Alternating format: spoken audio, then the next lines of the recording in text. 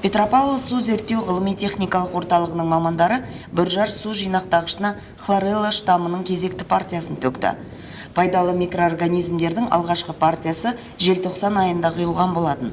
Қазіргі ауа райы хлорелланың жергілікті климатқа барынша тез бейімделуіне ыңғайлы болып тұр. Су қоймасына хлорелла суспензиясын құю ғылыми зерттеу орталығы жұмысының соңғы кезеңі болып саналады. Хлорелла ведет себя как любое растение. Хлорелла кез келген өсімдік сияқты суға түсіп нитриттер мен нитраттарды, шіріген органикалық заттарды белсенді сіңіре алады және көп мөлшерде оттегіні бөледі. Көмір қышқыл газын жақсы сіңіреді бойына. Бірнеше ұтымды тұстары бар. Көп мөлшерде бөлінетін оттегі суды сүзетін және оны өзіне тартатын көптеген микроорганизмдерді қоздырады.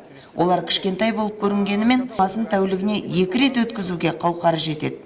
Хлорелла шығаратын оттегінің көп мөлшері күкірт сутегінің пайда болуына жол бермейді. Өте улы газ және адам денсаулығына қауіпті. Су зерттеу жөніндегі ғылыми-техникалық орталық мамандары су ресурстары маркетинг жауапкершілігі шектеулі серіктестігі басшылығының тапсырысымен бірқатар зерттеулерді жүргізді. Басты мақсат жағымсыз иісті болдырмау үшін хлорелла штаммын қолдану. Қазір Петропавл кәсіпорнының өкілдері қалалық ағынды су тазарту құрылғылары кешенінің бастапқы тұндырғыштарында далалық сынақтарды жүргізуге кірісті. Хлорелланы енгіземіз, ол белсенді түрде белгілі бір процестерді бастайды. Бұл өзі бірнеше кезеңдерден тұратын процесс деуге болады. Нәтижесінде жағымсыз иіс шықпайды. Жалпы бұның ең маңыздысы химия емес, биологиялық процесс, яғни табиғатқа еш зияны жоқ. Алдын ала зертханалық жағдайда біз нәтижесі барына көз жеткіздік. Енді осылай тұндырғыштарда пайдаланамыз. Кәріз жүйесінен шығатын жағымсыз иісті болдырмау үшін жасалып жатқан жұмыс аз емес.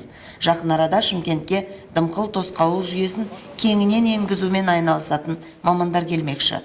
Бұл жүйеде тұнба алаңдарынан жағымсыз иістің таралуына тосқауыл бола алады.